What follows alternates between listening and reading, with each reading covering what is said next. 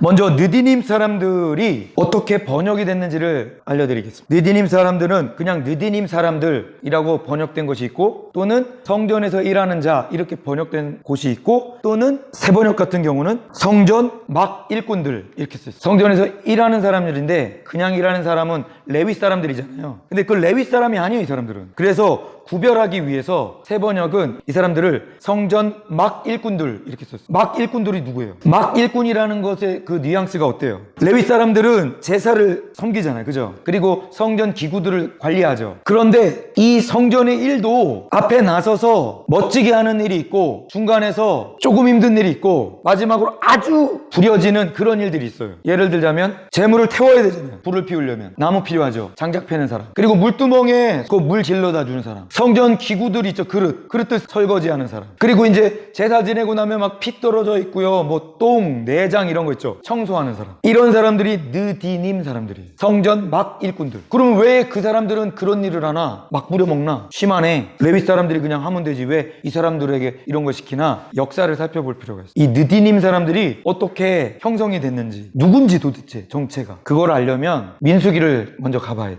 민수기 24장을 잠깐 가보겠습니다. 민수기 24장 어떤 내용이죠? 발람이 예언하는 거죠. 발람이 왜 예언하게 됐습니까? 발람이 예언하게 된 원인이 뭐죠? 누가 시켰어요 이거? 모압 왕 발락. 어떤 사람들이 이 발람을 통해서 저주를 하도록 시켰는지를 잘 알아야 느디님 사람들을 찾아갈 수가 있어요. 발람이 예언을 하는데 저주를 해야 되는데 축복을 했죠. 하나님이 그의 입술을 잡았어요. 그래가지고 축복을 하게 만들어버렸어요. 옆에 있던 사람들이 난리가 났죠. 왜 저주를 할 때 축복을 하냐? 그 시켰던 옆에 있던 사람들이 누구냐 하면 모압 왕이었던 발락 플러스 발락과 미디안 제사장들이 이스라엘 백성들을 저주하라고 시킨 거예요. 모압 왕 발락은 왜 이렇게 시켰냐면 900만의 사람들이 가나안 땅을 향해서 들어오는 거예요. 그럼 뭐예요? 어딘가에 정착을 해야 되잖아요. 위협을 받은 거예요. 저 숫자를 보니까 만약에 전쟁을 치른다면 어떤 일이 벌어지겠어요? 우리가 다 몰살 당하거나 아니면 서로 큰 피해를 입거나. 그러니까 아무튼 우리한테는 뭐야 지금? 다급해. 저 사람들이 그냥 밀고 들어오면 모압이라는 나라가 넘어갈 수도 있고 큰 피해를 입어서 엄청 손상당할 것 같아. 이기더라도 엄청난 피해를 볼 것 같아. 또 그 주변에 유목민들 중에 어떤 족속들이 있었냐면 미디안이란 족속은 아주 독특한 족속이에요. 성읍을 이루고 사는 사람들이 있었고요, 유목민들처럼 떠돌아다니면서 약간 이렇게 이동을 하는 그런 족속들이 있었어요. 그걸 다 합쳐서 미디안 족속이라. 미디안의 조상이 누굽니까? 아브라함이에요. 아브라함이 누구에게서 난 자손? 그두라. 사라가 죽고 나서 첩을 얻었죠. 그두라의 소생들이 엄청 많죠. 그 중에 한 족속이 어떤 족속을 이루었냐면 미디안 족속을 이뤄서, 미디안 족속을 이삭에게 피해가 갈까봐 어디로 옮기라 그랬어요? 동쪽으로 가서 살으라고 재산을 막 나눠줬죠. 그래서 사우디아라비아 강도 있잖아요. 그쪽으로 이동을 해서 유목민이 됐단 말이에요. 그 중에 성읍을 이루고 살았던 사람도 있고 떠돌아다니면서 유목민으로 살았던 사람들도 있어. 그 중에 한 족장이 이드로예요.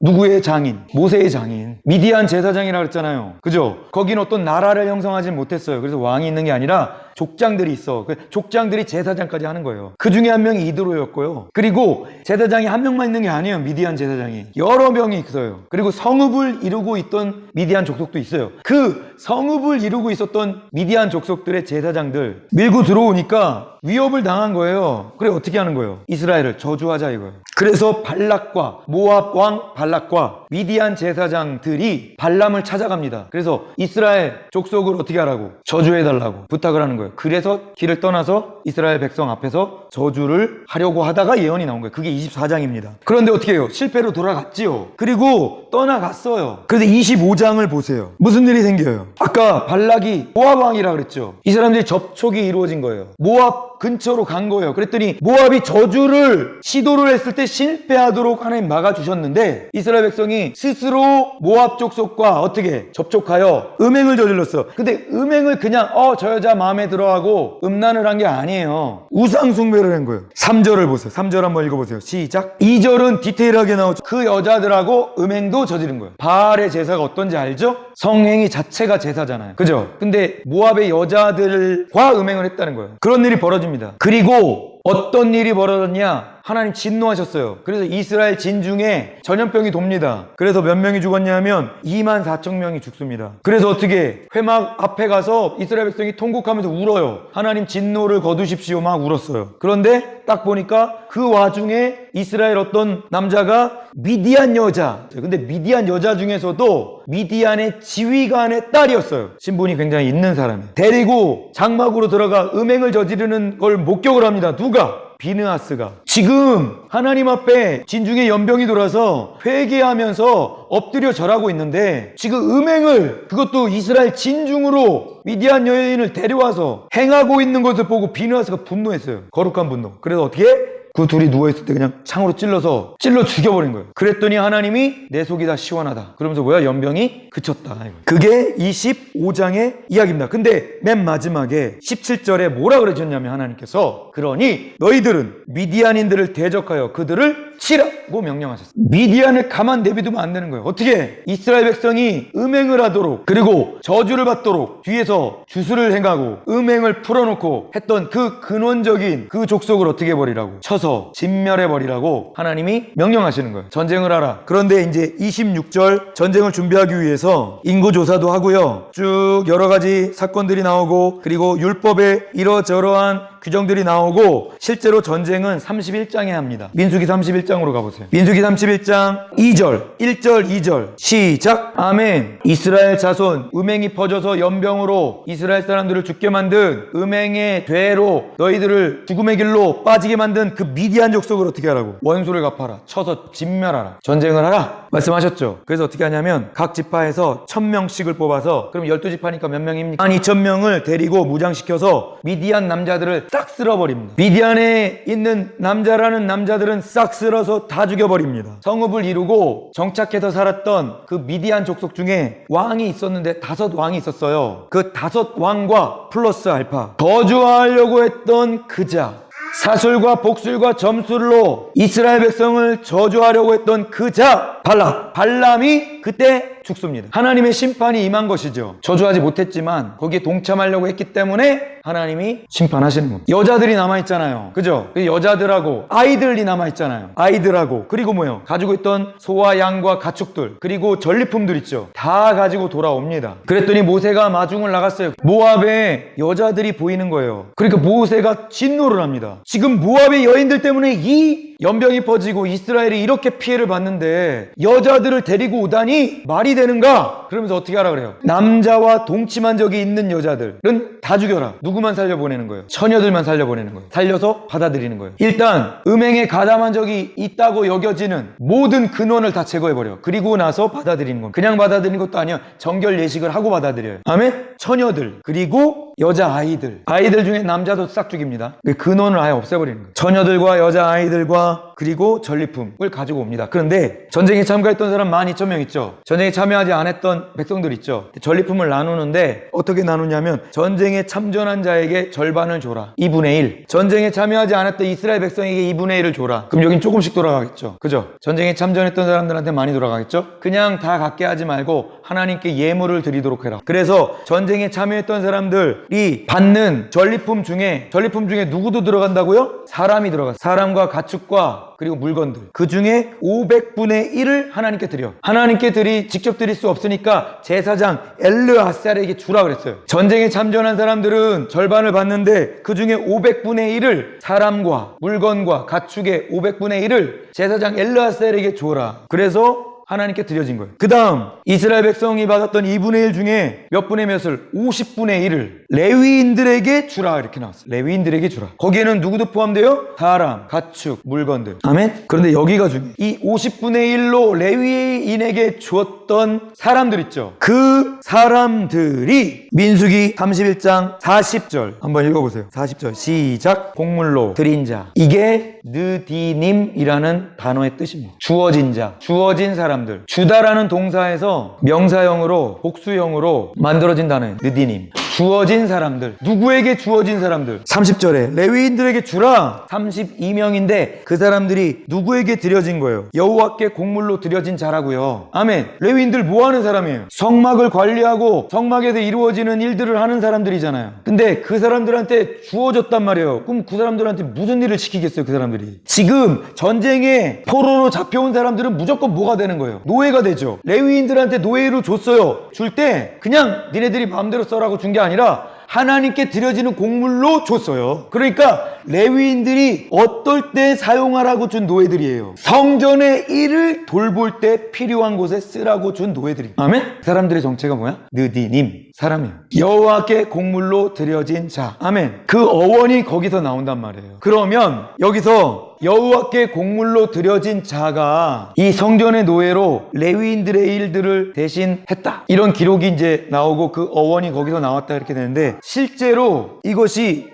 명령되어지고 행해졌던 사건이 있어요. 여호수아 9장 23절 한번 읽어보세요. 시작. 아멘. 무슨 얘기 가운데 나온 거냐면 여호수아가 기브온 사람에게 말을 한 거예요. 뭐라 그랬냐면 너희가 대를 이어 종이 되어 다 내 하나님의 집 뭐야 상막이죠. 여호수아가 너희는 기브온 사람인데 너희는 다 대대로 종이 되어 노예가 되어서 내 하나님의 집 어디요? 성막이죠. 성막에서 나무를 패며 물을 깃는 자가 되리라. 디테일하게 딱 선언을 해요. 뭐 한다고요? 나무를 패며 물 깃는 자가 되는. 아까 얘기했던 성전 노예, 성전 막 일꾼들, 느디님 사람들이에요. 여호수아가 누구를 지목했어요? 기브온 사람들. 왜 이 사람들을 성전 노예로 삼았냐면 가나안 다 진멸하라 그랬잖아요. 들어갔어요. 그랬더니 누가 찾아온 거예요? 기브온 사람들이 변장을 하고 찾아와갖고 멀리서 왔는데 당신과 평화 조약을 맺고 싶다고 거짓말 쳤죠. 그런데 어떻게 했어요? 언약을 맺어줬죠. 언약이 정말 무서운 거예요. 언약을 맺었어요. 그랬더니 3일 후에 그 기브온 사람들이 뭐예요? 가나안 족속 중에 하나였고 여기 성읍을 이루고 살았던 사람들인 걸 알게 됐죠. 왜 거짓말했냐 했더니 죽을 줄 알고 그랬다고. 그랬더니 뭐예요? 여호수아가 언약을 깨트릴 수는 없어요. 언약을 했단 말이에요. 하나님이 그 언약을 인정하셨다고요. 그래서 죽일 수가 없어. 그러니까 어떻게 하는 거예요? 여호수아가 내가 너희들의 생명을 죽이진 않겠어. 그래 살려주마. 그 대신 너희들은 무엇만 해야 된다. 성전 노예로 나무를 패며 물을 깃는 것을 너네만 하는 게 아니라 너네들 자손 대대로 성막 노예로 살아야 한다. 아멘. 자손의 자손이 다 노예야. 누구의 노예? 레위인들의 노예가 되는 성막 일꾼들, 막 일꾼들, 성막 노예. 아멘. 들어보세요. 자, 이 느디님이라는 단어는 민수기 31장에 그 사건 음행이 퍼져서 비느하스가 하나님의 진노를 꺼뜨렸지만 미디안을 치라고 하셨던 명령에 따라서 전쟁을 하고 전리품을 가져왔을 때 그 사람들을 받아들이면서 하나님께 드려진 자들을 구별했죠. 그래서 하나님께 곡물로 드려진 자를 레위인들에게 줬어요. 근데 그 사람들이 느디님이라는 뜻을 가진 그 단어가 된 거예요. 주어진 사람들. 그 단어의 어원은 거기서 나왔어요. 그런데 구체적으로 여호수아가 기브온 사람들이 가나안 정복으로 들어갈 때 거짓말로 언약을 맺고 생명을 죽일 수 없게 만들었기 때문에 생명을 살리는 대신에 자자손손 대대로 성막의 노예로 살 수밖에 없도록 만들어버린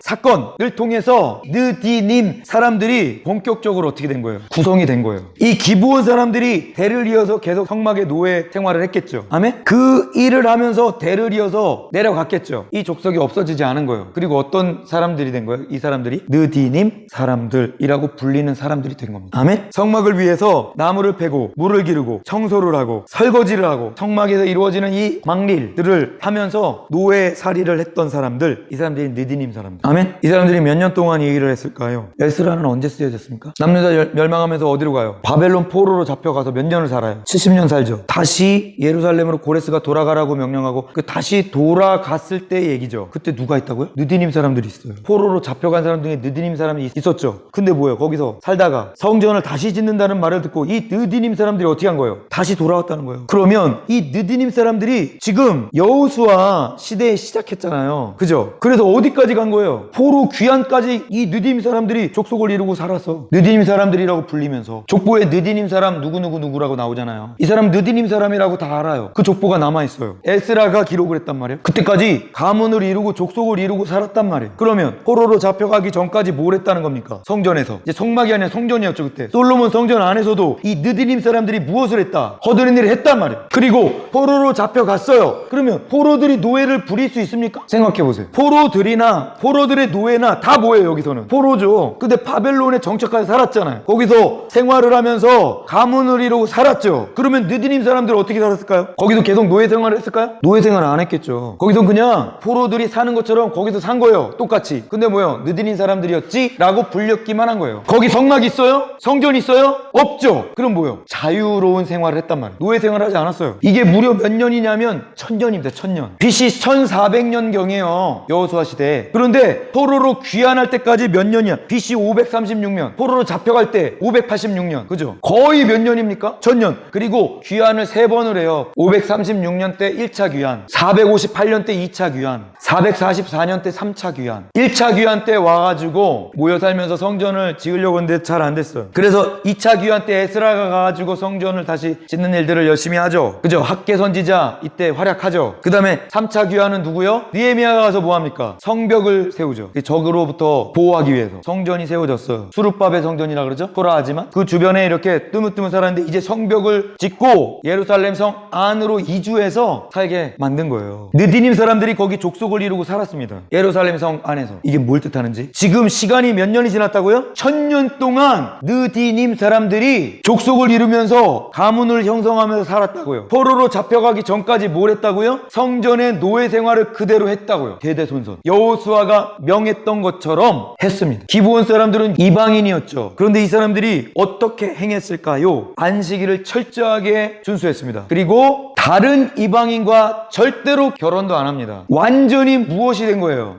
유대인화 된 거예요. 율법을 철저하게 지키며 유대인들을 섬기는 노예로 거의 1000년 동안 사는 겁니다. 유대인들이 이 사람들 인정했어요? 포로로 잡혀가기 전까지 이 사람들 인정했습니까? 노예였어요, 그냥. 이 사람들이 성막을 섬기고 성전을 섬기면서 어떻게 변화됐을까요? 생각을 해보는 거예요. 자, 들어보세요. 잡혔어요. 노예 생활하다가. 그죠? 그래서 포로로 잡혀갔어요. 거기서는 포로들의 노예는 인정되지 않으니까 그냥 포로들처럼 같이 사는 거예요. 바벨론에 거주하면서 이스라엘 포로들이 사는 것처럼 살아요. 경제생활도 하고. 근데 뭐예요? 이 사람들이 자기의 정체성을 잃지 않기 위해서 회당은 있었지만 성전이 없었단 말이에요. 성막도 없었어요. 그죠? 그러면 노예가 필요 없잖아요. 그 일을 한 게 아니에요. 그냥 살았어요. 그런데 자기의 정체성을 잃어버리지 않았단 말이에요. 몇 년 동안? 70년 동안. 우리나라 지금 6.25 사변 나고 한 70년 지났잖아요. 근데 어때요? 정체성 흔들리죠? 70년이라는 세월은요, 짧은 시간이 아닙니다. 세대가 바뀐단 말이에요. 태어나지도 않았던 애들이 노예였던 거를 기억할 리가 없죠. 근데 잡혀갔어요. 그 다음 세대까지 태어났을 거예요. 근데 뭐예요? 귀환을 할 수 있는 여건이 형성됐어요.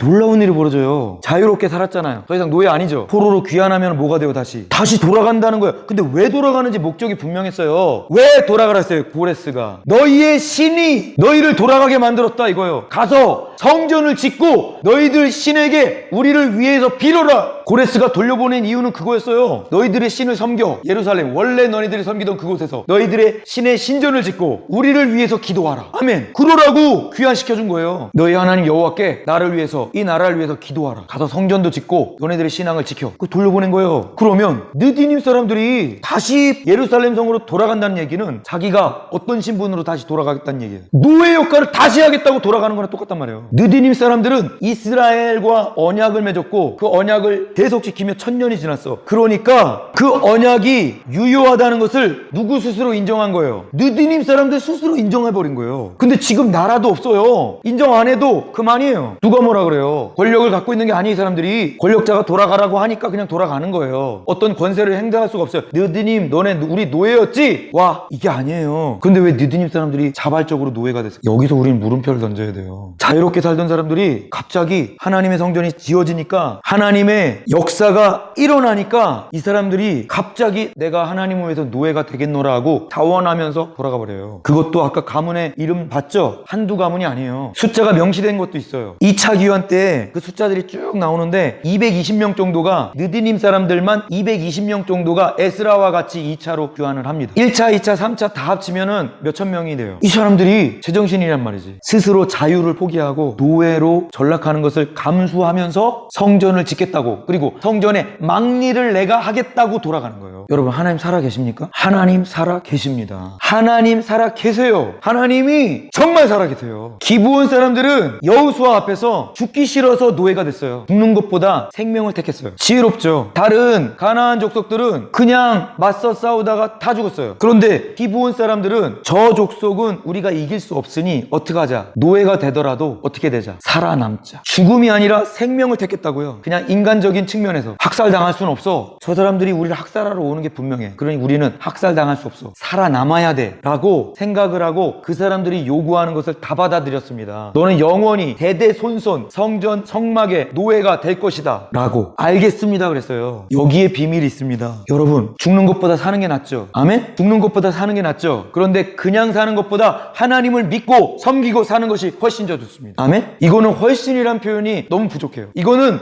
비교할 수가 없는 것이에요. 이 기브온 사람들이 느디님 사람들이 되어서 어디서 섬겼다고요? 하나님의 성막에서 섬겼다 그랬죠. 성막을 떠날 수 있어요 없어요? 자기 마음대로 거주지가 정해질 수가 없어요. 자기 마음대로 다른 일을 할 수가 없습니다. 이 사람들은 대대손손 성막에 관련된 하나님의 일만 행해야 되고 거주지도 그 성막을 크게 벗어날 수가 없어요. 그런데 이 사람들에게 그것이 엄청난 축복이 된 거예요. 이스라엘 백성들은요, 레위 사람이 아닌 이스라엘 백성들은 지 마음대로 살았어요. 성전을 중심으로 사는 사람도 있죠. 하나님을 섬기며 그 율법을 행하며 사는 사람도 있어요. 그런데 왜 대부분이 자기 마음대로 살아요? 하나님 왜 이렇게 진노하십니까? 이스라엘 백성에게 율법 전혀 상관없어요. 하나님만 섬기겠다고 언약을 해놓고 다른 신을 닥치는 대로 섬기는 거예요. 음료처럼. 창녀는 돈을 받고라도 하죠. 생계를 위해서. 음료는 뭐예요? 그냥 그 음란한 짓거리 자체를 위해서 하는 거예요. 돈을 주면서 나에게 그렇게 행하라고. 그게 음료예요. 에스겔서에 보면은 입에 담지도 못할 얘기들이 써있어요. 길거리 지나가는 모든 남자들한테 돈을 줘가면서 제발 나를 그렇게 해달라고. 이게 음료입니다. 이스라엘 족속 보고 너희들은 음료다 그랬어요. 창녀가 아니라. 그만큼 가증스럽고 더럽다는 거예요. 너네들 마음이. 하나님만 섬기겠다고 나하고 언약을 하고 부부관계를 맺었는데 나의 신부가 그러고 다닌다고 생각해보세요. 하나님이 그 마음으로 에스겔 선지자에게 말하는 거예요. 음료들아 돌아오라. 내가 가만히 있지 않겠다. 너를 벌거벗게 하고 불에다 태워 죽여버리게. 그 정도로 내가 진노한. 그렇게 얘기합니다. 계시록에 나왔던 그 음료의 심판이 에스겔에 그대로 나온다고요. 하나님 마음에 막 불타오르는 거예요. 어떻게 그럴 수가 있냐요. 그런데 들어보세요. 자유가 주어져요. 자유가 100% 주어졌던 그 사람들, 이스라엘 백성들은 그 자유를 방종을 위해서 썼습니다. 자기 마음대로 자기가 원하는 신에게 자기가 살고 싶은 대로 하고 싶은 대로 하고 살았어요. 하나님이 주신 하나님 안에서의 그 자유가 완전히 짓밟혀 버렸어요. 방종함으로. 그러나 노예로 생명을 구걸하기 위해서 시작했던 기브온 사람들이 노예로 출발했어요. 살기 위해서. 근데 이 사람들이 어디에서 섬기기 시작했냐면 여호와의 성막 안에서 떠날 수도 없어. 자유가 없단 말이에요. 그리고 뭐예요? 그 일만 해야 돼. 그런데 이 사람들이 어떻게 됐어요? 그 하나님을 경험해버린 거예요. 성막에서 어떤 일이 벌어졌습니까? 가까이서 하나님의 임재, 영향을 받았을까 안 받았을까요? 받았죠. 성전으로 옮겨왔어요. 일은 고대요. 다른 사람이 하기 싫은 거 다 시켜. 그런데 뭡니까? 그 임재가 있는 그곳을 떠나지 않았단 말이야. 이 사람 떠날 수가 없어서 떠나지 않았지만 거기에 있어. 근데 뭐야? 그게 축복이었어. 이 사람들 대대손손이 왜 안 떠나고 거기 있었을까? 왜? 도망가 버리면 되지. 전쟁도 엄청 많았고 성전 있기도 전에는 막 자기 맘대로 했잖아요. 근데 왜 안 떠났을까 이 사람들이? 왜? 자기는 레위 사람도 아닌데. 이유는 하나예요. 그 일을 하면서 누구를 만나버린 거예요? 하나님의 임재를 경험하고 하나님 만나버린 거예요. 이 사람들이. 그러니까 어떻게? 떠나라고 해도 이 사람들이 안 떠나. 제가 과장법으로 얘기하는 게 아니에요. 포로로 끌려갔어요. 그럼 성전 없어지고 이제 끝났어. 노예 신분에서 자유자로 포로 신분이긴 하지만 자유, 노예보단 낫죠. 왜? 자기가 하고 싶은 거 할 수 있어요. 이제 자기가 거기서 바벨론에서 다른 일을 하고 먹고 살 수 있어요. 그랬을 거예요. 70년 동안 생계를 이어가기 위해서 자기가 하고 싶은 걸 했겠죠. 그런데 중요한 건 다시 성전을 지으라고 고레스가 명령하여 돌아가라고 했을 때 가장 앞장서서 나섰던 사람들이 누구라고요? 느디님 사람들이 가장 앞장서서 나서서 내가 하겠습니다. 그러고 가원하고 내가 성전 노예 다시 할 테니까 갑시다.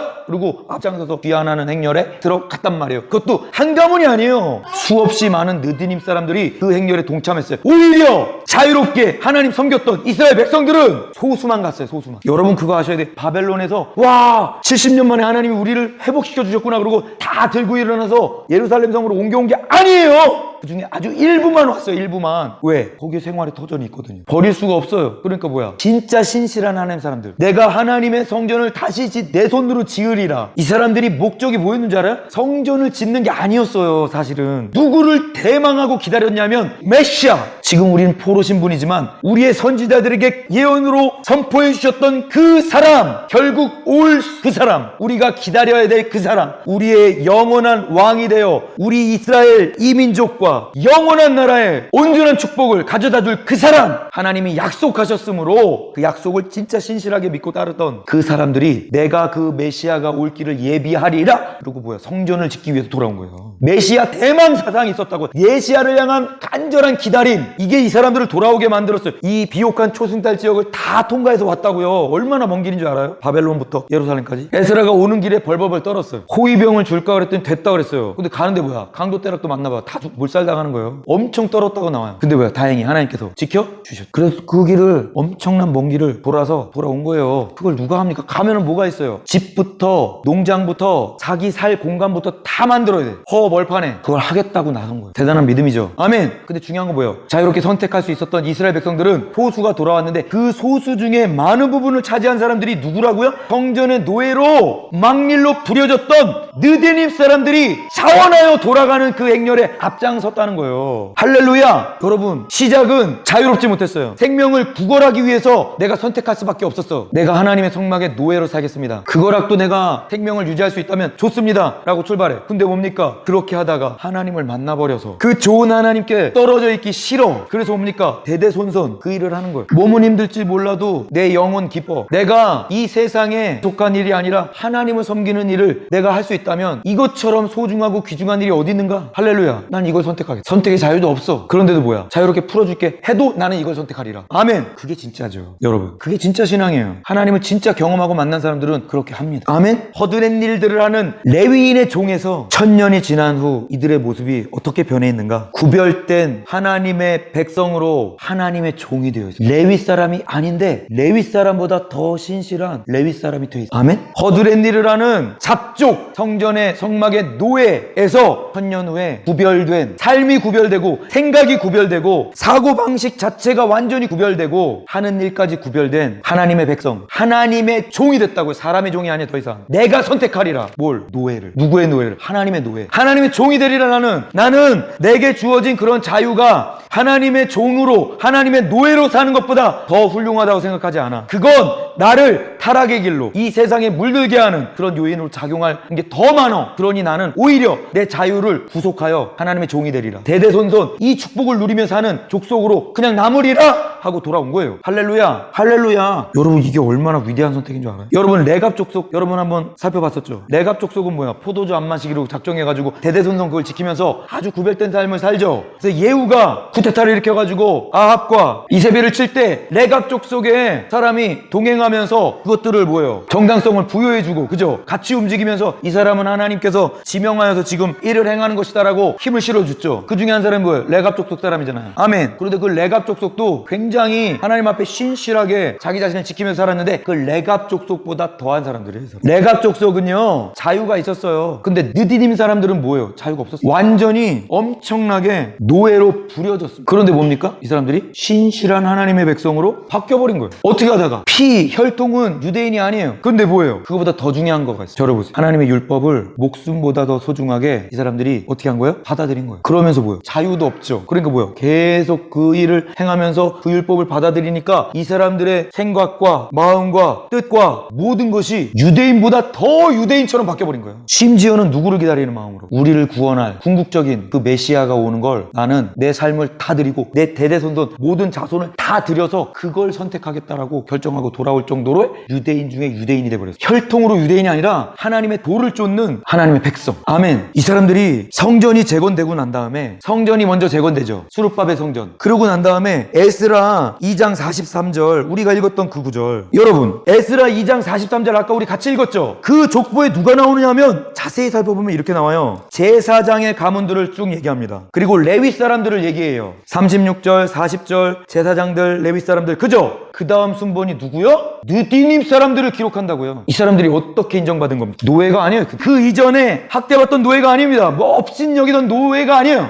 업신 여김을 받던 노예가 더 이상 아니에요. 이 사람들이 어떻게 변화되고 있는 거예요 지금? 제사장들, 레위 사람들과 같은 아주 큰 존재감을 갖는 하나님을 자원하여 섬기는 족속으로 기록이 된 겁니다. 누구에 의해서? 율법학자 에스라에 의해서. 아멘. 이거는 느디님 사람들이 인정받기 시작한 거예요. 그냥 에스라에게 인정을 받은 게 아니에요. 에스라서는 성경이잖아요. 하나님께서 이 사람들 인정하기 시작한 거예요. 인정해 주신 겁니다. 왜? 자원하는 마음으로 하나님의 종으로 살기로 결단했기 때문에. 아멘. 신분이 어떻게 됐습니까? 상승했어요. 어디서? 하나님 나라에. 하나님 나라 백성에 여러 가물들이 있는데 그 중에 구별되고 하나님께 쓰임받는 족속, 제사장, 레위 사람, 그 다음에 누굽니까? 느디님. 그 다음에 누구를 말해요? 55절에 솔로몬의 신하의 자손들, 가장 영화로웠을 때 신하의 역할을 했던 사람들을 기록합니다. 아멘. 느디님 사람들의 신분이요 엄청나게 상승시켜줘요. 하나님께서 인정해 주신 거예요. 그 다음에 에스라서 7장 24절 한번 보세요. 한번 읽어봅니다. 시작. 아멘. 지금 예루살렘 성을 들어갔다 나왔다가 할 때 뭘 받냐면 통행세를 받아요.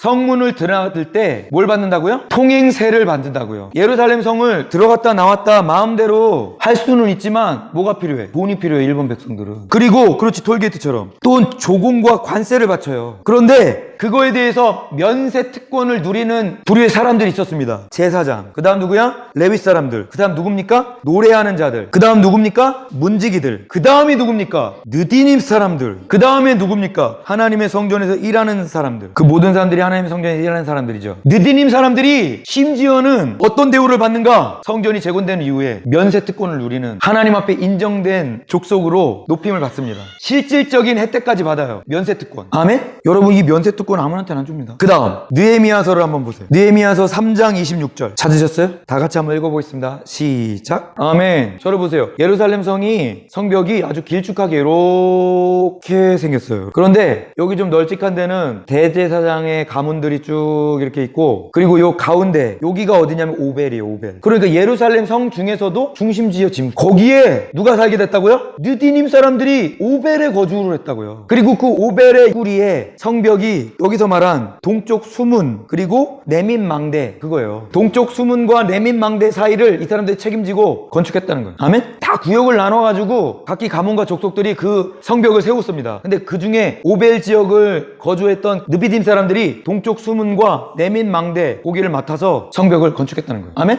10장 28절. 느헤미야 10장 28절. 10장은 무슨 족보가 나오냐면 거기 제목이 어떻게 달려 있습니까? 그렇죠. 이제 성전도 건축됐고 성벽도 세워졌어요. 그래서 느헤미야가 무슨 일을 하냐면 다시 하나님과 언약을 맺자, 이렇게 나갑니다. 그래서 하나님과 다시 언약을 맺을 때 언약을 맺을 사람 나와라, 그러니까 쭉 나왔다 그랬어요. 근데 그 중에 누가 있습니까? 28절. 느디님 사람들이 그 언약에 동참을 하게 됩니다. 아멘? 그래서 그 느디님 사람들이 하나님과 언약을 맺어요. 다시 이 언약을 맺음으로써 어떤 지위를 얻게 되는 거냐면 유대인이 아닌데요, 그죠? 이방인들이었죠, 근원이. 근데 뭐가 되는 거예요? 유대인으로 인정되는 거예요. 유대인의 한 족속으로 자리를 잡았다는 걸 뜻하는 것이죠. 하나님의 언약 백성이라 그러죠. 유대인이 언약 백성으로, 선택받은 백성으로 이제 뭐예요? 완전히 공인이 되는 거예요. 할렐루야. 노예였어요. 생명을 구걸했던 기브온 사람들, 천년 동안 끊임없이 노예 생활했습니다. 그런데 거기서 하나님 만나요. 하나님 임재를 경험해요. 그래서 그것을 대대손손 계속 이어갔습니다. 포로로 귀환할 때도 앞장서서 그 성전을 지으리라, 메시아를 기다리리라, 그리고 그 땅으로 다시 돌아가는 앞장서는 느디님 사람들이 됐었습니다. 그랬더니 이스라엘 사람들, 유대인의 눈에 이 사람들은 성전을 위해서 헌신된 사람, 그래서 어떻게 대우해 줍니다. 족보에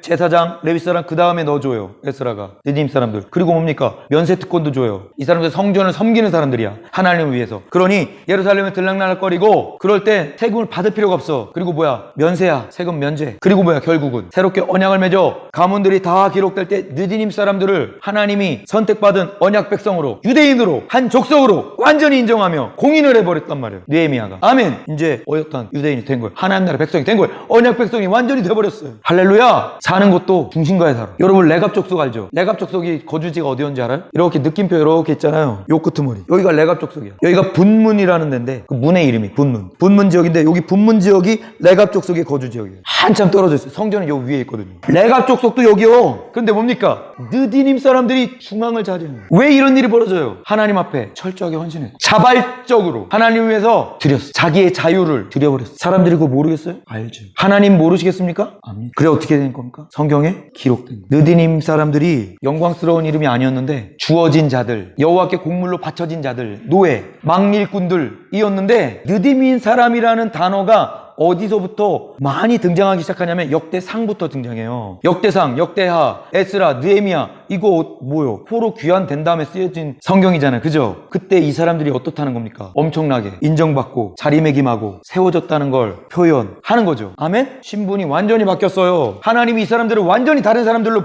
들어 사용하시는 거예요. 여러분, 우리가 이제 알아야 돼요. 결론.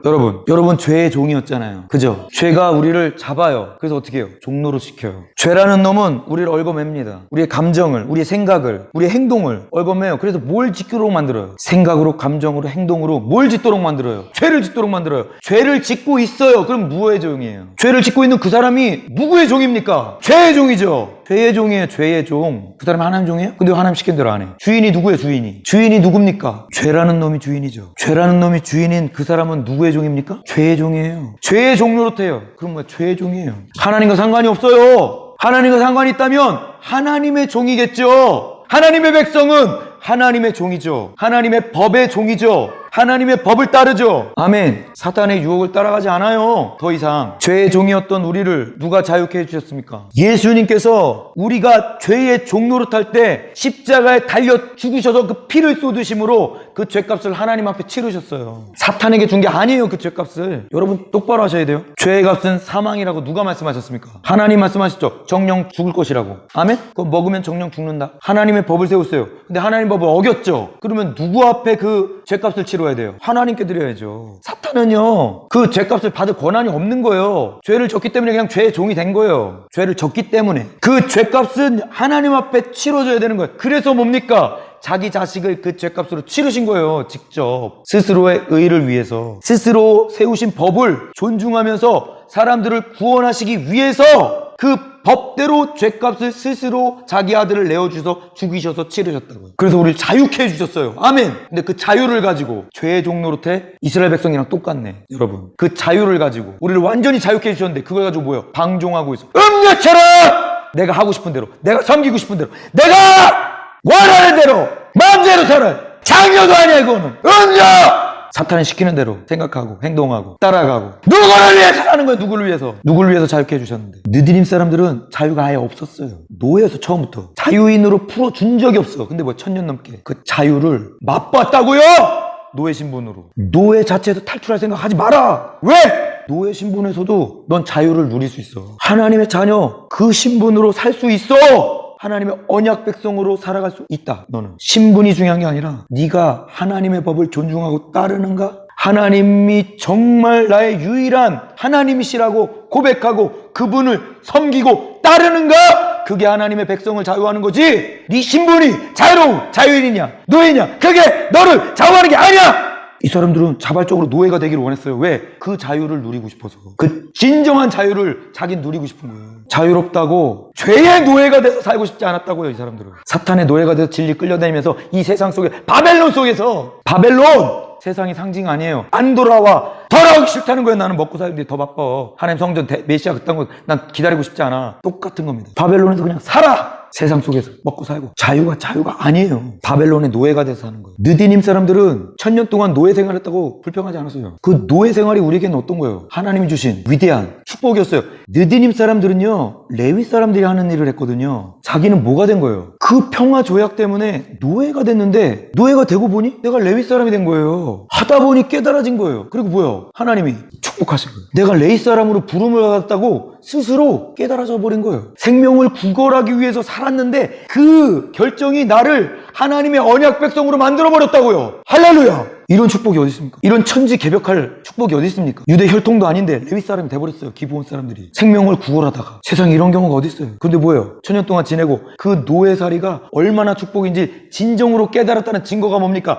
포로 귀환할 때 난 그의 노예살이고 계속 하고 싶다고 가잖아요. 이건 쉬운 게 아닙니다. 이제 진짜 깨달은 거예요. 그러는 척한 게 아니에요. 그렇다면 그렇게 할 수 없어요. 여러분, 결정적인 내 삶의 순간에 이 모습이 나타나지 않는다면 그 사람은 죄의 노예가 된 거예요. 아직도 죄의 노예의 습성을 버리지 못한 겁니다. 하나님이 예수님께서 자기 몸을 찢어서 주신 그 자유를 누리고 있지 못한 거예요. 자기는 자기 마음대로 한다고 하지만 죄의 종노릇하고 죄의 노예가 되어서 사탄이 끌고 다니는 그 범죄에서 벗어나지 못하고 하나님이 진정 주시는 그 자유, 하나님의 법을 따르면서 느끼고 누릴 수 있는 하나님의 임재, 하나님의 법을 따를 때 그 소중함, 그 평강, 하나님 돌보심, 하나님 함께 하심을 누리지 못하고 있는 걸 깨닫지도 못하고 있는 겁니다. 느디님 사람들은 이걸 알았어요. 그래서 뭐예요? 놓칠 수가 없었어요. 그래서 자발적으로 노예가 되기를 원했어요. 왜? 그게 더 자유로워요. 그게 더 행복해요. 난 사람의 종이 되려고 하는 게 아닙니다. 나는 하나님의 종이 되기를 원합니다. 를 선택한 거예요. 바벨론에서 세상의 종이 되어 노예처럼 그렇게 사는 삶을 원치 않고 내가 다시 오실 메시아, 반드시 오실 메시아, 그분을 위한 성전을 짓는데 내 대대손손 헌신하리라. 내가 하나님의 종이 되리라. 의의 종, 주의 종이 되리라. 죄의 종, 세상의 종이 되는 것이 아니라 의의 종, 주의 종이 되리라. 하나님의 종이 되리라 라고 스스로 선택한 것입니다. 무엇을? 노예를, 종이 되기를. 그게 느디님 사람들이에요. 그러니 하나님이 어떻게 할 수밖에 없어요? 높여주시는 거예요. 스스로 낮아진 사람 하나님이 높여주십니다. 요한복음 8장 32절 36절에 이런 구절이 있어요. 진리를 알지니 진리가 너희를 자유롭게 하리라. 아멘. 그러므로 아들이 너희를 자유롭게 하면 너희가 참으로 자유로워지리라. 아멘. 여러분 이 자유 다 누리고 계세요? 자유로워지셨어요? 예수님 앞에 우리가 그 십자가의 공로를 받아들이는 순간 우린 자유케 돼요. 그 자유가 완전히 주어져요. 이 자유는 무엇으로부터의 자유입니까? 죄로부터의 자유예요.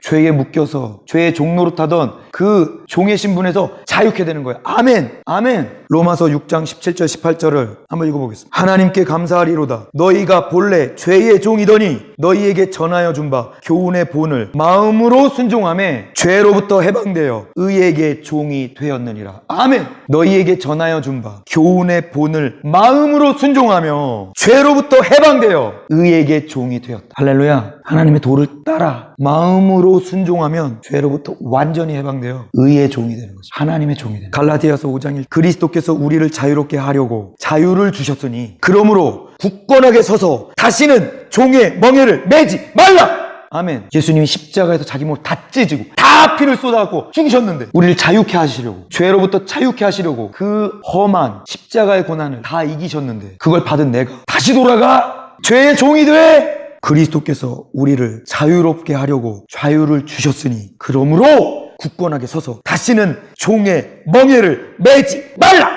죄가 주는 멍에를 메고 질질 끌려다니지 말란 말이에요. 죄의 종로로 타지 말란 말이에요. 다시는. 왜? 예수님이 십자가에서 어떻게 죽어서 어떻게 고난을 당하시고 어떤 환난을 당하셔서 우리를 자유케 하셨는데 그걸 안다면 어떻게 죄의 종로를 또 하냔 말이에요. 베드로전서 2장 16절 너희는 자유가 있으나 그 자유로 악을 가리는 데 쓰지 말고 오직 하나님의 종과 같이 하라. 아멘. 다시. 너희는 자유가 있으나 그 자유를 악을 가리는 데 쓰지 말고 오직 하나님의 종과 같이 하라. 아멘. 자유를 줬더니 죄 짓는 데 써먹어. 그러지 말고 그 자유를 오직 하나님의 종으로 사는 데 사용하라. 자발적으로 순종하여. 아멘. 아멘. 느디님 사람들은 바벨론 포로로 잡혀간 후에 노예 생활이 끝났습니다. 바벨론에서 안정된 삶을 누릴 수 있어요. 자유롭게 살 수 있었어요. 근데 뭡니까? 스스로 종된 삶을 선택했습니다. 노예의 삶을 선택했어요. 왜? 하나님을 섬기고 메시아를 기다리는 것이, 그래서 성전을 건축하는 것이 이 세상의 종로로 타고 죄의 종로로 타는 것보다 더 소중하다는 것을 확실히 알고 있었습니다. 믿고 있었습니다. 여러분 인생의 목표가 뭡니까? 죄의 종로로 타면서, 이 세상의 종로로 타면서 세상이 이끄는 대로, 세상이 요구하는 대로 끌려다니다가 시간 다 허비하고 하나님의 일, 하나님의 부르심, 하나님의 계획과는 전혀 상관없이 세상이 이끄는 대로, 내가 하고 싶은 대로, 내 마음이 원하는 대로, 내 육체가, 내 감정이 원하는 대로 끌려다니다가 아무런 열매 맺지 못하고 이 세상을 끝내고 싶어요? 아니면 나는 이 바벨론과 같은 세상에 타협하지 않으리라. 하나님 부르실 때 포로 귀환으로 고레스가 명할 하나님 길을 여시는구나. 나는 이 길로 가리라. 다시 오실 주님, 재림하실 그 주님을 기다리면서 나는 그 길을 준비하며 내 인생의 하나님의 부르심, 나를 통해 이루고자 하는 하나님의 계획, 그것을 위해서 나는 내가 자발적으로 순종하여 하나님의 종이 되리라. 내 삶을 드리리라. 그걸 통해서 하나님의 함께하심, 하나님의 돌보심, 하나님의 역사하심을 경험하면서 그 참된 자유를 끝까지 누리고 영원한 자유를 누리는 것을 준비하며 살리라. 아멘. 이것이 여러분의 인생의 목표가 되시길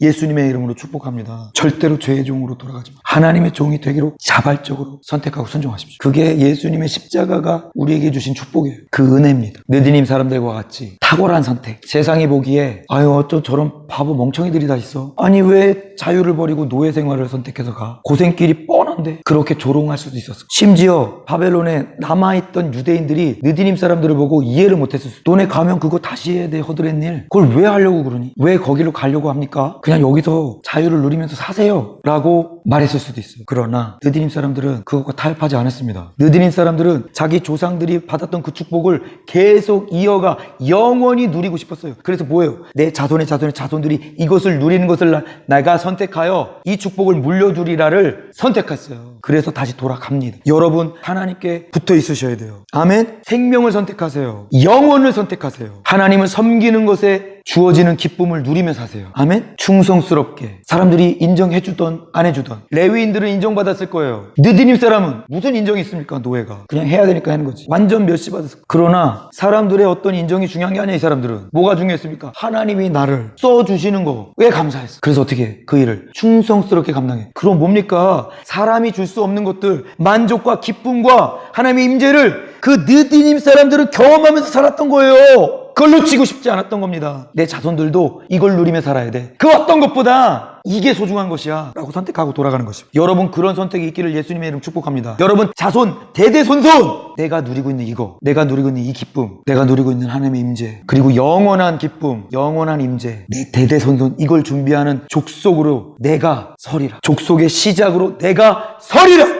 나는 하나님의 종이 될지언정, 노예처럼 살지언정, 사람들로부터 조롱받을지언정, 비방받을지언정, 나는 이 세상에 끌려다니는 죄의 종이 되지 않으리라 라고 느디님 사람처럼 선택할 수 있는 믿음의 사람들, 하나님 나라 백성들, 예수 그리스도의 제자들 되시기를 예수님의 이름으로 축복합니다. 기도하겠습니다.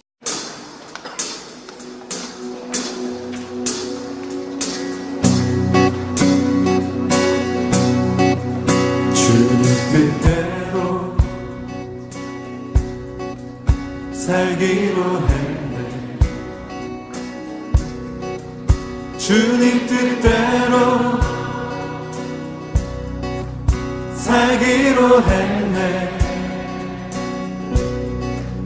주님 뜻대로 살기로 했네.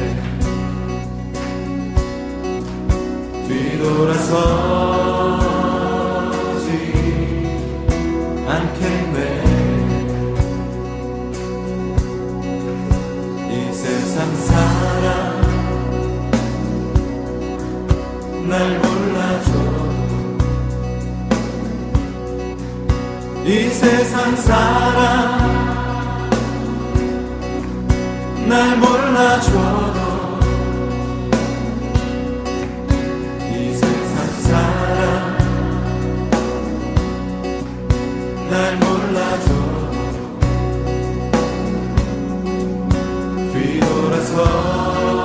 뒤돌아서지 않겠네.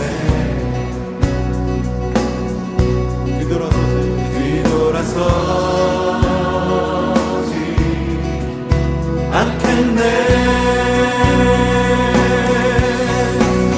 어떠한 시련이 와도 수많은 유혹 속에도 진실하신 주님 약속 난 붙들리라. 세상이 이해 못하고 우리를 조롱하여도 진실하신 주님 약속만 결코 돌아서지 않으리.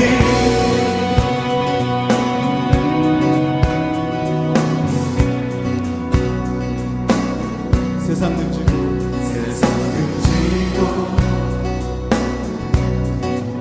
십자가 보내. 세상 등지고 십자가 보내.